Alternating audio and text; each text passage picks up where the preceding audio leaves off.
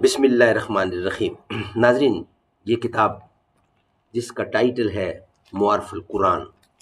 ناظرین، معارف القرآن جلد نمبر 2، سورۃ آل عمران سے لے کر سورۃ النساء تک، پارہ نمبر 3 کا رکوع نمبر 9 اور پارہ نمبر 6 کا رکوع نمبر 4، جو ہم آپ کے سامنے رکھنے جا رہے ہیں۔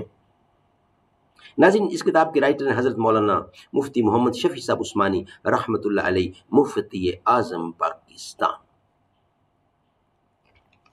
ناظرین، episode number 108، vlog number 519، page 555، اور ہیڈنگ ہے قوموں کی گمراہی کا سبب اخلاص یا صحت عمل کا فقدان ہے۔ یہ ہم آپ کے سامنے رکھنے جا رہے ہیں۔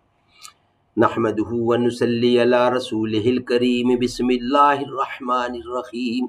قال النبی صلی اللہ علیہ وسلم، خیرکم من تعلم القرآن وعلمہ۔ بہترین لوگ وہ ہیں جو خود بھی قرآن پڑھیں، دوسروں کو پڑھائیں، سکھائیں، لکھائیں، سمجھائیں۔ خرید کر جو پرندے اڑائے جاتے ہیں، ہمارے شہر میں کثرت سے پائے جاتے ہیں۔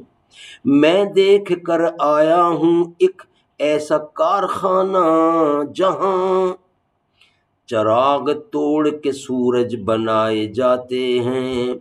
کہیں ملیں گے تو پھر جان جاؤ گے، ہم ایسے ہیں نہیں جیسے بتائے جاتے ہیں۔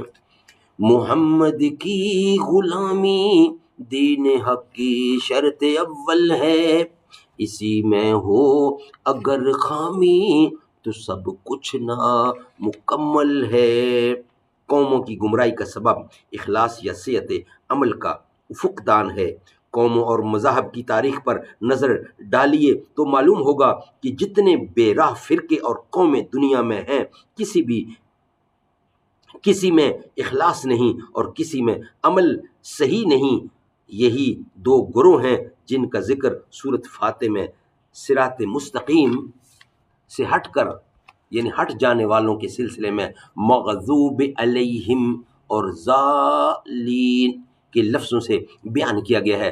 مغضوب علیہم وہ لوگ ہیں جن میں اخلاص نہیں، اور ضالین وہ جن کا عمل درست نہیں۔ پہلا گروہ شہوات کا شکار ہے اور دوسرا شبہات کا۔ پہلی شرط یعنی اخلاص کی ضرورت اور اس کے نہ ہونے کی صورت میں عمل کا بیکار ہونا تو عام طور پر سب سمجھتے ہیں، لیکن حسن عمل یعنی اتباع شریعت کی شرط پر بہت سے مسلمان بھی نہیں دھیان دیتے۔ یوں سمجھیے، یعنی یوں سمجھتے ہیں کہ نیک عمل کو جس طرح چاہو کر لو، حالانکہ قرآن و سنت نے پوری طرح واضح کر دیا ہے کہ حسن عمل صرف نبی کریم صلی اللہ علیہ وسلم کی تعلیمات اور اتباع سنت پر موقوف ہے۔ اس سے کم کرنا بھی جرم ہے اور اس سے بڑھانا بھی جرم ہے۔ جس طرح ظہر کے 4 کی بجائے 3 رکعت پڑھنا جرم ہے، اسی طرح 5 رکعتیں پڑھنا بھی تو جرم ہے۔ ویسا ہی جرم و گناہ ہے کسی عبادت میں جو شرط اللہ تعالیٰ اور اس کے رسول صلی اللہ علیہ وسلم نے لگائی ہو، اس میں اپنی طرف سے شرطوں کا اضافہ یا آپ کی بتلائی ہوئی حیت سے مختلف صورت اختیار کرنا، یہ سب ناجائز اور حسن عمل کے خلاف ہے، خواہ دیکھنے میں وہ کتنے ہی خوبصورت عمل نظر آئیں۔ بدعات اور محدثات جن کو رسول کریم صلی اللہ علیہ وسلم نے گمراہی قرار دیا ہے اور ان سے بچنے کی تاکیدی ہدایات فرمائی ہیں، وہ سب اسی قسم سے ہیں۔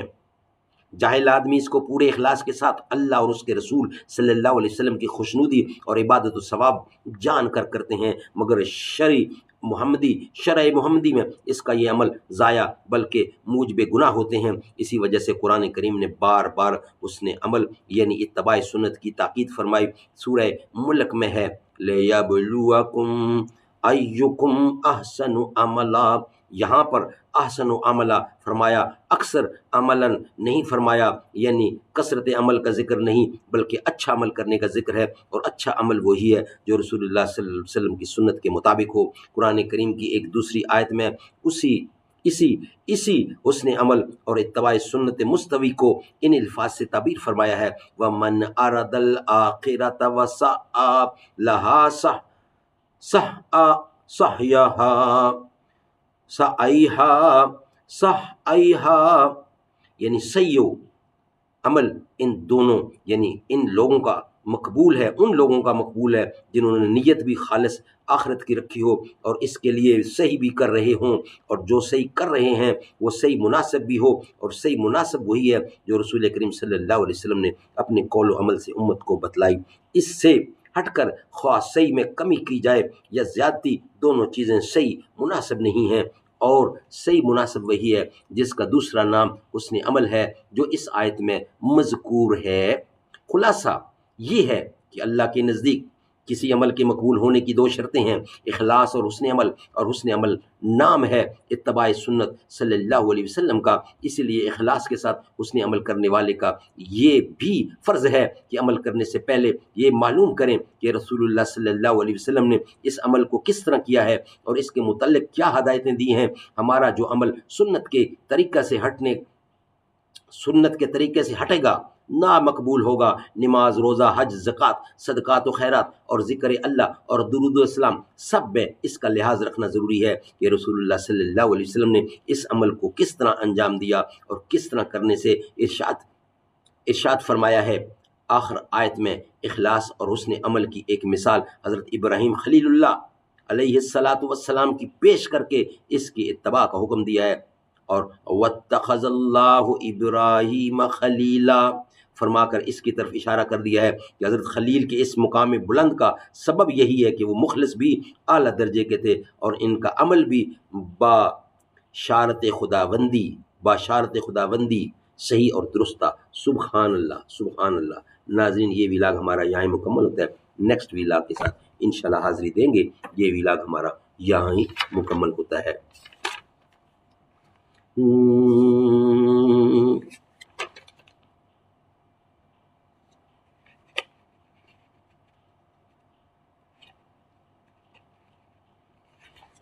زلفیں حسین ہوں گی، زلفیں حسین ہوں گی، تیرا کمال ہوگا۔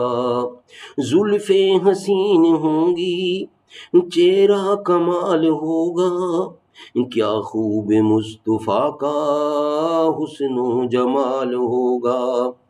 زلفیں حسین ہوں گی، چہرہ کمال ہوگا، کیا خوب مصطفیٰ کا حسن و جمال ہوگا۔ کہہ دوں گا میں فرشتوں سے میں ان کا امتی ہوں، مجھ سے اگر لحد میں کوئی بھی سوال ہوگا۔ زلفیں حسین ہوں گی، حجرے سے جب نکلتے ہوں گے، حجرے سے جب نکلتے ہوں گے رسول انور، حجرے سے جب نکلتے ہوں گے رسول اکرم، شمس و قمر یہ اس دم شاید زوال ہوگا۔ کیا خوب مصطفیٰ کا حسن و جمال ہوگا۔ زلفیں حسین ہوں گی، چہرہ کمال ہوگا، کہہ دوں گا میں فرشتوں سے میں ان کا امتی ہوں، مجھ سے اگر لحد میں کوئی بھی سوال ہوگا۔ زلفیں حسین ہوں گی، زلفیں حسین ہوں گی، چہرہ کمال ہوگا۔